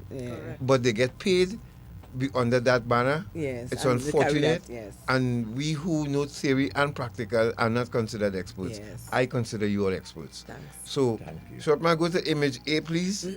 Teacher held with cocaine. Image. You all saw this story? Yes, this was in the Trinidad Express on the 24th of September. Teacher held with cocaine at Princestown School. A 49-year-old school teacher had been charged with possession of cocaine for the purpose of trafficking following a police exercise in Princestown on Tuesday afternoon. Police said around 2:10 p.m. officers on patrol responded to a report at the school. Their PC Kangoo searched a teacher attached to the institution. During the search, officers allegedly found a quantity of cocaine hidden on him in the amount of 3.2 grams. Now, I don't know how that is for trafficking, but anyway. He was arrested and taken to the Princestown police station where he was formally charged. The teacher is expected to appear before a magistrate to answer the charge. And in an update to that story, the teacher was sent to St. Anne's. Go to the next one, Shortman. So the teacher in the school cocaine case sent to St. Anne's for evaluation. The teacher charged with having cocaine while at the primary school he teaches has been sent to St. Anne's Hospital for evaluation. Kevin Dorman, 49, of Reform Village, will appear before the court on the 16th of October. Doman, a teacher for the past 20 years, faced Master Kimitria Gray on Thursday. Defense attorney Petronella Basdio told the court that a psychiatric evaluation may be necessary for the teacher, who was recently discharged from Ward 1 at the San Fernando General Hospital. During his virtual court appearance, Doman constantly passed his hand through his blonde hair and pushed forward his head toward the screen. The court sent Doman to St. Anne's for a 2-week evaluation. He will then be remanded to the prison to return to court on the 16th of October. A report following the evaluation is to be submitted to the court. Doman was charged on that Tuesday at the St. Julian Presbyterian School. He had 33.2 grams of cocaine in his possession for the purpose of trafficking. The trafficking charge was laid by Constable Kangu, as Doman was allegedly within 500 meters of a school. Was not read to him during the court hearing, or the charge was not read to him. Okay. A blue and brown knapsack in which the drug was allegedly found, wrapped in a paper towel in a plastic bag, was tendered during the matter. Doman was arrested again after police officers responded to a report at the school. So somebody clearly sold him out. He was allegedly found on the premises with the cocaine on him around 2 p.m. and charged for Caroline, your thoughts on what you just said? That is not good at all for a teacher. Something is wrong with him. Tony? That's underlying issues there. That tells me no matter what profession or what portfolio could hold, it could happen to you. Thank you. Right? And it also reminds me that it ain't getting no better outside there. Right? It ain't getting no better. I said that. We said that here many times. And if they had listened to us, we could have helped, But next week, God's willing, for my birthday, I'll be dealing with that issue, with all of these issues. We could have helped Trinidad and Tobago in a more significant way if people had only listened to us and considered us experts. But they didn't, and this is why we are where we are today. This is the outcome of it. You remember when Mrs. Manning was Minister of Education? How many decades ago that was? Since then, we tried. Stephen Williams, if you're listening this morning, you have to shoulder some of the blame for what's going on in our schools today because we came to you. But no, in your mind, your student service support unit or whatever had it under control. You all had nothing under control. And this is where we are today now with a runaway horse. But I'll deal with that next week, God's willing. Let's go to the CTU news quickly. Yes, the CTU is continuing its education drive, this time in Mova Laventil Secondary School, where last week they spoke with students about the dangers of human trafficking in Trinidad and Tobago. Led by an authorized officer from the unit, the session explored how traffickers operate, highlighted the warning signs, and gave practical steps young people can take to protect themselves and their peers. So in 2025 alone, the CTU has sensitized more than 2,300 students across Trinidad and Tobago, empowering the next generation with the knowledge to stay safe and support others. And if you think you or someone you know may be a victim of human trafficking, please contact the CTU's confidential 24/7 hotline at 800-4CTU, 800-4288 to get them the help that they need. Your voice can save a life. So again, kudos to the CTU for their educational outreach to schools, which is so important. And let's go straight to this segment. Caroline and Anthony, we courtesy the Counter Trafficking Unit, we just want to feature this segment from Freedom Interrupted. Introduce it quick, and then we take some calls for you all, and then we wrap up. Yes, so let's this go. is the second in the series called Freedom Interrupted by the organization called Free the Slaves, which is working towards ending human trafficking in the world, and in particular in the Caribbean. So stay right there, folks. Stay with us. Anthony and Caroline will stay with us till the end, and you can say your hellos. In the meantime, continue sending your messages to Facebook and YouTube to them. Ask your questions, and we'll have them answered in a while. So let's go to that segment. Good morning to Garth, Natasha, and all of your listeners and viewers on Eye on Dependency. Welcome to another episode of Freedom Interrupted, a production of the organization Free the Slaves. I am Adrian Alexander, Caribbean Regional Coordinator for Free the Slaves. And this month I'd like to share with you some information about our community engagement and action activities, and that's in the form of our Community Liberation Initiative Toolkit. As I will have mentioned last month, Free the Slaves desires to eradicate the conditions that allow modern slavery to exist, and a lot of those conditions are present at the community level. Over the years that we've been serving in communities across different regions of the world, we've identified that there are 5 key areas of vulnerability that determine if individuals or their communities are going to be vulnerable to trafficking. One of those is lack of awareness of rights, whether that relates to your fundamental human rights, your rights under the CEDAW for women, the UN Convention on Rights of the Child, workers' rights, or other rights. Lack of awareness of risk is the second area of vulnerability that we've identified, where people are unaware of the strategies being used by traffickers, and therefore they do not see the red flags as they may arise and seeking to exploit them. A fourth area is household insecurity that can be finances or unemployment.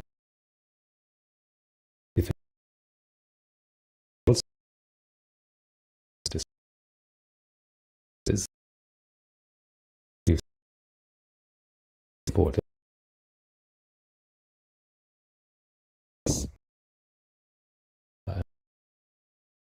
survivor-centered interventions that can help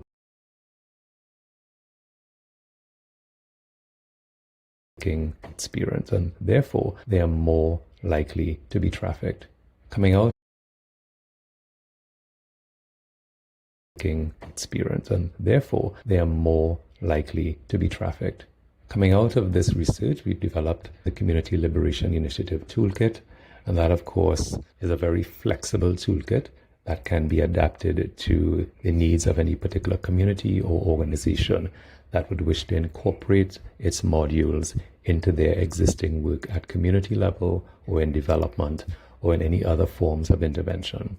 4 of the modules that are currently in use would be Module 1, where we provide education to community members, but also provide them with the strategies and the tools to mobilize themselves, organize so that they can provide resistance to the work of traffickers and build community resilience to trafficking. The second module speaks to how do we identify and liberate survivors, provide them with that trauma-informed and survivor-centered care, and assist in their safe and effective reintegration. Third module speaks to how do we strengthen the rule of law, how do we create and formulate effective policies and strong legislation, but also how do we ensure that that legislation is going to be enforced, identifying and rooting out areas of corruption, but also providing the tools and resources for those who enforce the law for proper investigations, prosecutions, as well as the administration of the justice system in trying cases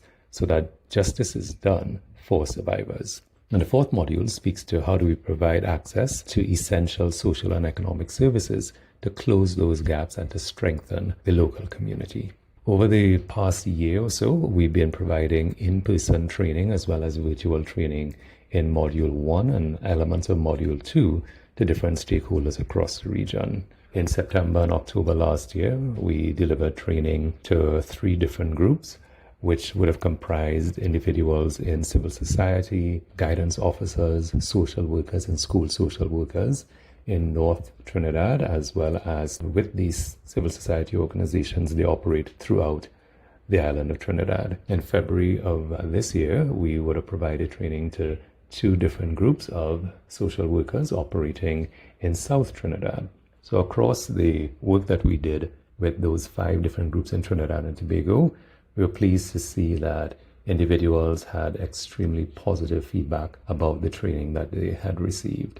One person indicated that having had training in anti-human trafficking before, when they came to the workshop, they thought that they knew all about trafficking. But after the first day of that 3-day in-person workshop, they realized that they really didn't know much at all. And therefore, they experienced a wide expansion of their knowledge so that they could perform in their respective duties. Other individuals share that the information was very important to them based on where they work and the context in which they serve. And one individual indicated that while the training was taking place, she was actually dealing with a situation that involved a child and a possible case of trafficking, so that she was able to apply what she had learned to that situation immediately, knowing which questions to ask and follow-up questions as well as actions to be taken. We also provided training for our colleagues in Barbados and Jamaica. Those were done virtually, and our colleagues in Barbados expressed an interest in not only dealing with trafficking, but highlighting that situations of homelessness and domestic violence were also extremely important to them in their national context, and therefore we were able to slant the training to address the intersections between some of those social ills and human trafficking. One person who had experienced significant training in trafficking did say that for her, she found it to be educational and extremely enlightening. Based on the work that she was doing already, she found that she was able to learn a significant amount of information, even though she was already working with and housing victims of trafficking in her daily job. There was a lot that she was not fully aware of, and therefore she was able to gain knowledge to develop herself and to do her job in a much more effective manner. Our colleagues in Jamaica, we had about 50 or so persons sign up, and the majority of them completed the virtual training. And for them, similarly, it was an extremely insightful experience. They indicated that the workshop is designed as a personal journey, empowering them to become true advocates at community level. So they're not just learning facts, but also developing skills so that they can create real lasting change in their local communities. So for many of them, they felt that they had built a foundational understanding of what trafficking really is, as opposed to the myth that often floats around on social media, so that they could learn to spot the red flags and understand some of the subtle ways that traffickers prey on vulnerable people. They also were able to gain a deep understanding of human rights and the indicators of trafficking, and learning to recognize the signs of trafficking so that they can intervene on behalf of the vulnerable populations that they serve. But they also recognize that they have a role to play in combating human trafficking, that this is not just for law enforcement, but it's also something that community members can do to ensure that they reduce the vulnerability of individuals in the community and take a stand by organizing themselves into anti-slavery committees, whether that is for child protection purposes, for shielding persons who are migrating for work, so that due diligence is done on those particular offers for employment. But they can do something, and they're able to see that utilizing some of the tools that we provided for them, that they can provide better protections for those who are vulnerable in their local communities. So over the next month or so, we'll share some more information about the Community Liberation Initiative Toolkit, but you can get in touch with us for any opportunity that you may desire to receive training in our CLI workshop. This has been Freedom Interrupted, a production of the organization Free the Slaves, and I am your host, Adrian Alexander, Caribbean Regional Coordinator for Free the Slaves. Thank you so much for listening and viewing.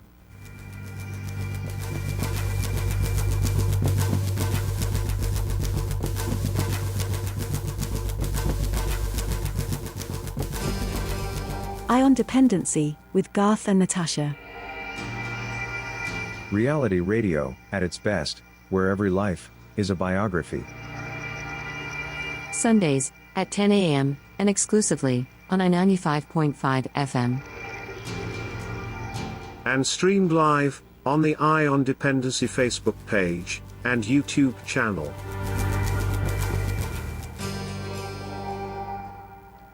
Thank you for staying with us, and we thank Adrian Alexander.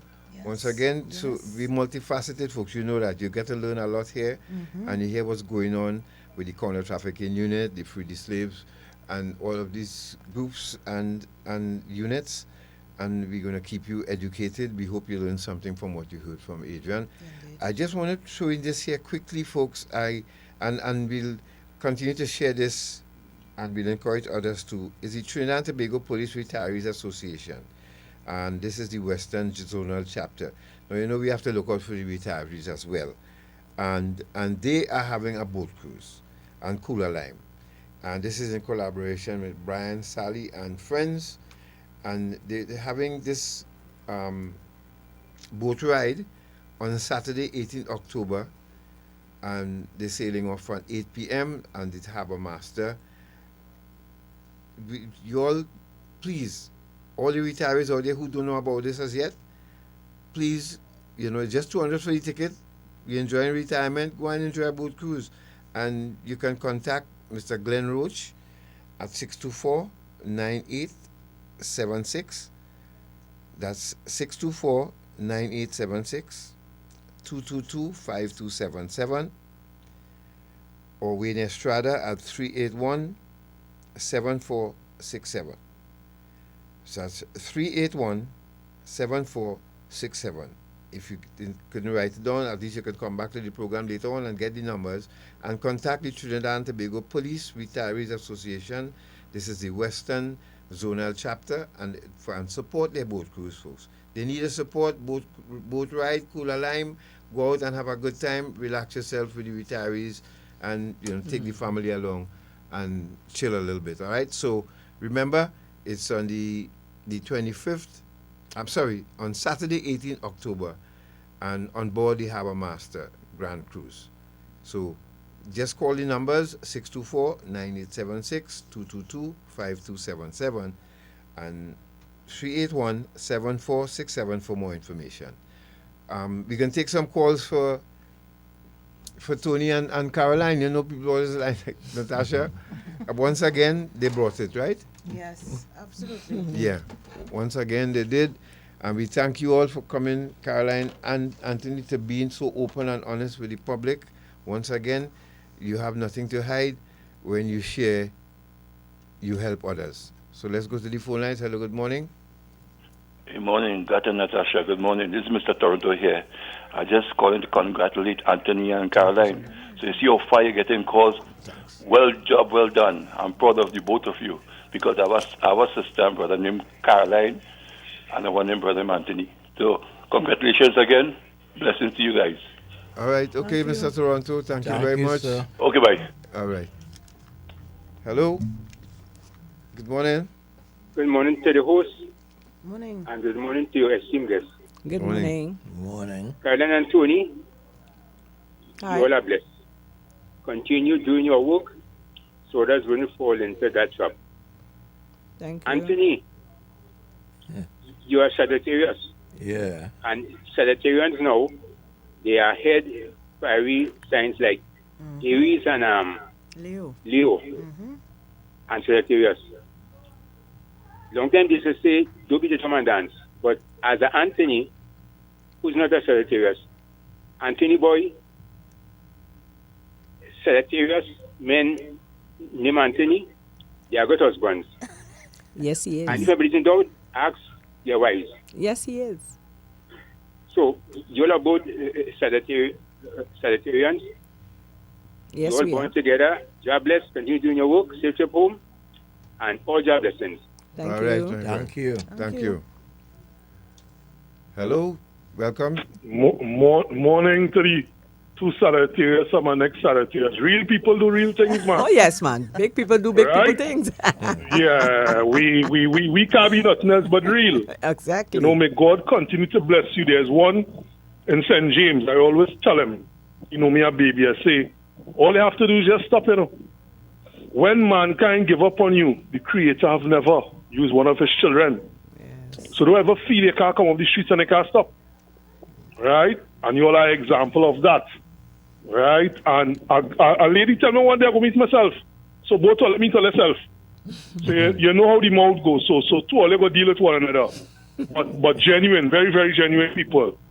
Right? my And friend. I always tell, before I go here quick, I used to always tell former Minister Mr. Fitzgerald Hines, when I lay on that bed in the hospital, he came and looked for me.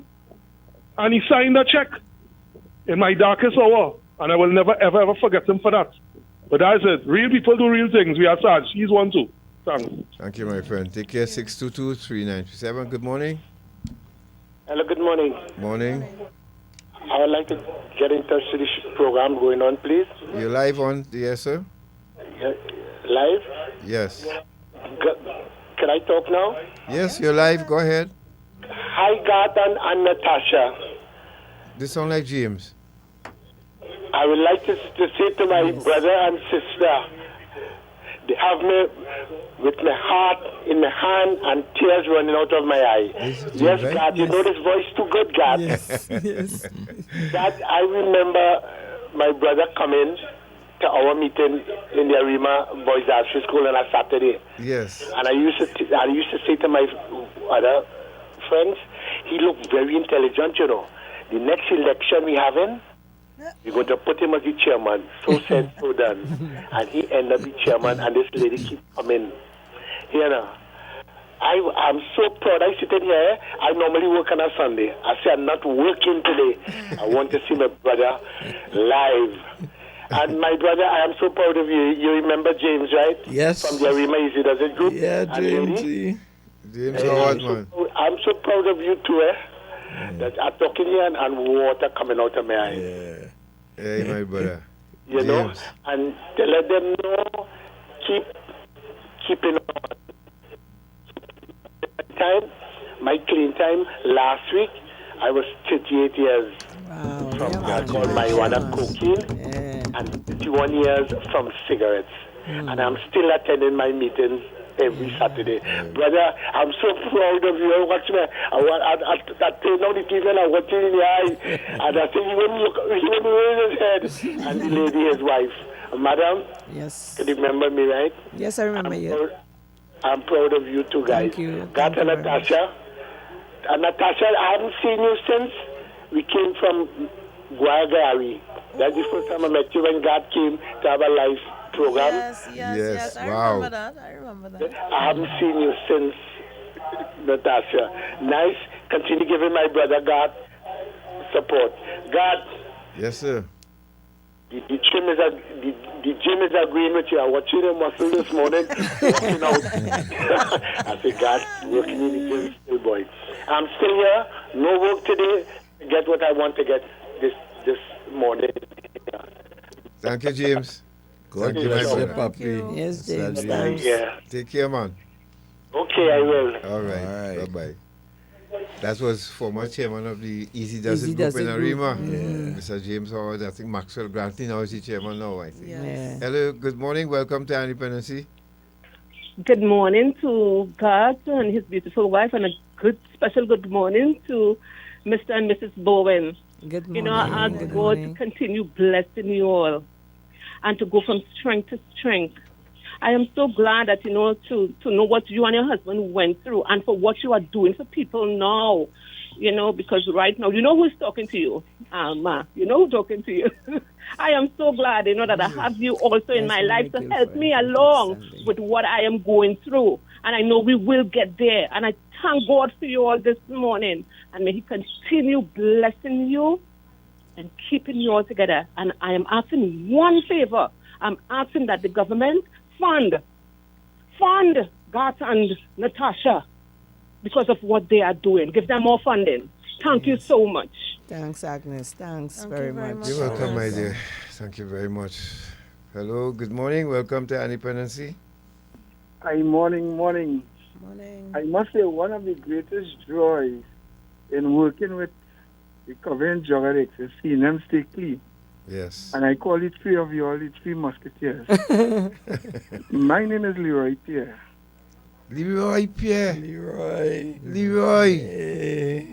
Yes. Instructor from your life. Yes. Morning, yes. Morning. Yes, hey, Carol, Leroy. morning. So I'm just calling, just happy listening to Tony and Carol and always listen to you, Gat, you know. I remember the first time I started working on the Mount. And Gat, you give me a jersey at the end of your program. Yes. And you congratulate me on my PTI training. Yes. And how I conducted the classes and so on. Never forgot that. You know? Leroy. And Tony and Carol, you're doing great. Thanks. I compliment you guys. And I always say substance abuse is what people look down on in society. But there are many other addictions. that we accept in society. And you all have taught me a lot. And I want to thank you all for where you are. And I wish you all the best in your continued journey. Thank you, Leroy. Leroy, Thank God you bless very you, man. much. Nice hearing from you. I haven't seen you or heard in a while, but thank you very much for the continued support. Thank you, Leroy, and bless Yeah. you. Blessings, All my right, brother. good, yeah. 622-3937. Good morning. Good morning, God. Good morning, Tasha. Good morning. Good morning to Anthony and Caroline. Good morning. Oh my gosh. Wow. I don't know. On a Sunday, they just have me riveted, you know. The way he speaks, I can't do anything, you know. I tell it all, oh my goodness, it's like glue. Good glue that is.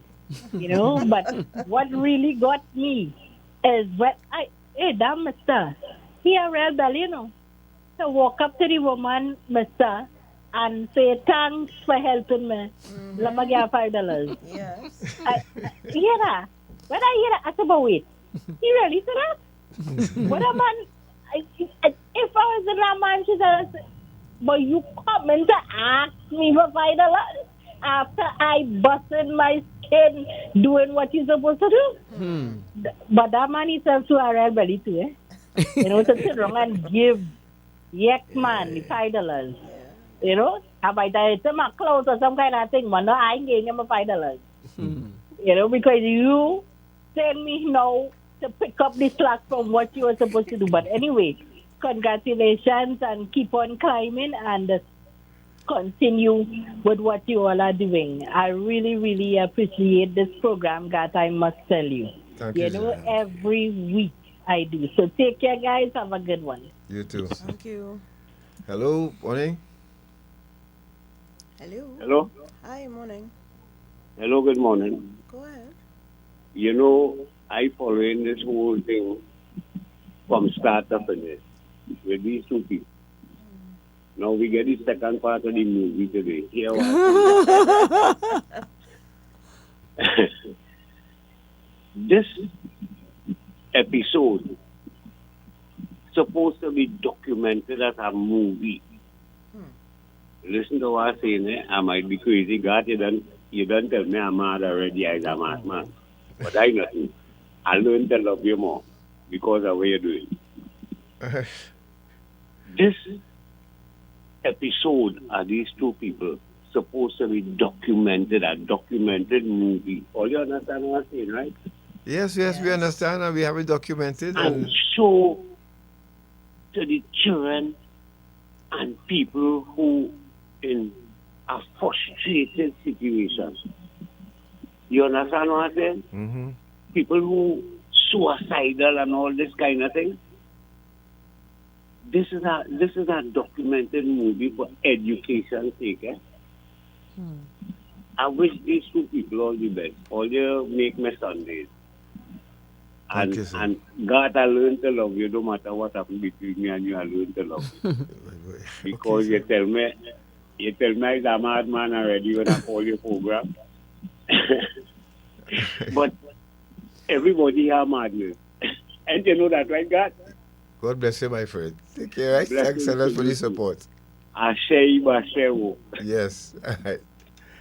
Let's take one more before we wrap up. Hello, morning. Hello, good morning, Matt, Natasha, and the Bowens. Good morning. I'd like to congratulate all you.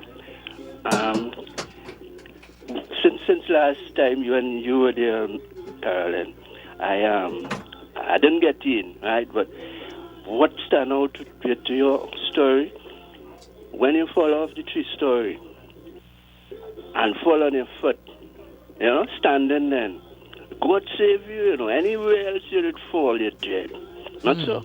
Yeah, for yeah, so from all that time, God was watching on. Was watching you then. Looking to bring you today to be married and 12 years, 11 years. Yeah. Congratulations again. Thank you. So, folks, you know, so sorry to some of you who didn't, you know, get a chance to get your call in. I just want to say thank you all still for the support this morning for Caroline and Anthony. Indeed. before we get their closing remarks, remember to all you retirees out there who want to go on a little boat cruise, remember the Trinidad and Tobago Police Service Retirees Association having their boat cruise. Call the numbers. We called out a while ago. You can come back to the program, but call 624-9876. Go and hang out with the retirees and chill a little bit and reminisce. Anthony, Caroline, closing remarks. Natasha, could we have some closing remarks, please? You do have to continue living in active addiction. There's help, right? And there's a new way to live, right? We have a choice. It's either you choose to live your life in a good orderly direction, we have a choice. Me, you. Caroline? Short and sweet. There's no hope in life. Thank you again. I mean, how else to say but thank you very much to Caroline and Anthony for sharing your individual and collective journeys of love and recovery. I could add a little thing. Yeah, please. Winners do not use. When you use, you lose. So don't continue to be a loser. Stop using and be a winner for the rest of your life. Amen. So that's it. Remember, addiction does not have to be the end. It can be the beginning of a new story. So please join us again next Sunday, same time, same place, on I-95.5 FM and live on our Facebook and YouTube channel. Before you leave the live, please drop a like. It is free 99, and it really does help us grow the channel. Until then, stay safe, stay hopeful, and keep your eye on dependency. Thank you, Storm and Tom, for staying with us. Yes. And to those of you out there, we hope you learned a valuable lesson this morning again. Take care. Have a great week. Afternoon. Bye-bye.